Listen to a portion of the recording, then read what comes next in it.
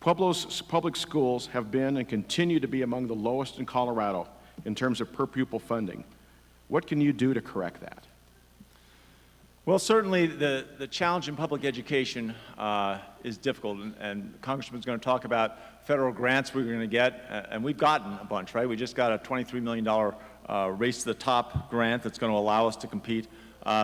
Unfortunately, those formulas don't do a great job of, they are biased towards those places where the state government spends a lot of money on education. If you do that, you get more money, and states that aren't as affluent. We're unfortunately, in terms of funding from the Department of Education, one of the more affluent states. But there are a lot of things we can do, and I think there are places, even here in Southern Colorado, where we see innovation making huge differences, right?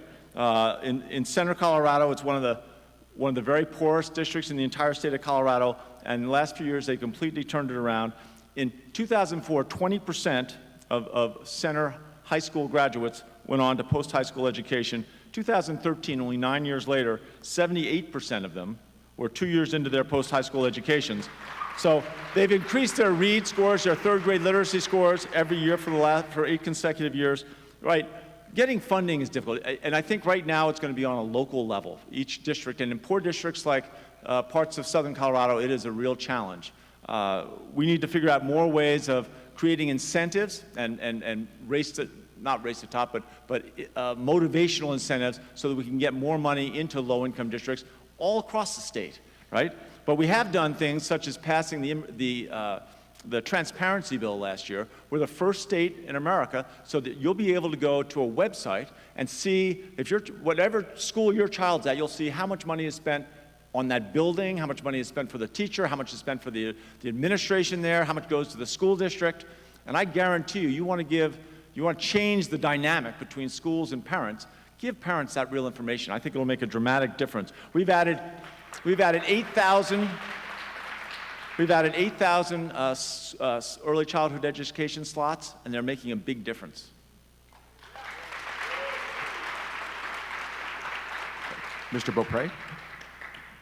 Well, there's a number of things we can do, and one of them would be giving authority back to parents. John alluded to it, but he's a supporter of of Common Core, which is really a federal intervention into the classroom. Start by recognizing that nobody loves a child more than their mother and their dad. Why would we want federal bureaucrats intervening more in our classroom than they already do? Why don't we trust mothers and dads on where and how children ought to get educated?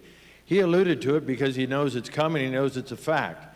Barack Obama's Census Bureau tells us that Colorado has fallen on his watch to 50th among the various states in getting your federal tax dollars back to your schools. Now, we're not talking about a few dollars and cents here. We're talking about tens of millions, hundreds of millions of dollars if we were just middle of the pack. And he's got excuses, says, well, you got to apply for grants. That's right. You've got to fill out the paperwork. You've got to stand up for Colorado and Colorado's kids and do what's necessary to get our rightful federal dollars back. In total, of every dollar you send to Washington, D.C., we only get 84 cents of it back. That's wrong. His idea was, well, let's tax Colorado $1 billion more. Thankfully, you threw that back in his face. Let's do what we already have a right, an obligation, and an opportunity to do and get the dollars back from the federal government. The other thing that hasn't happened is, as he said, implied that reading scores has improved. They have some places, but statewide, here's the tragedy, folks.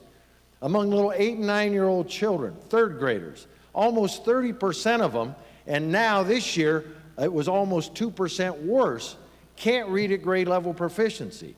You want to make a difference? If they can read at grade level proficiency, what we know, 95% of them will go on and graduate from high school.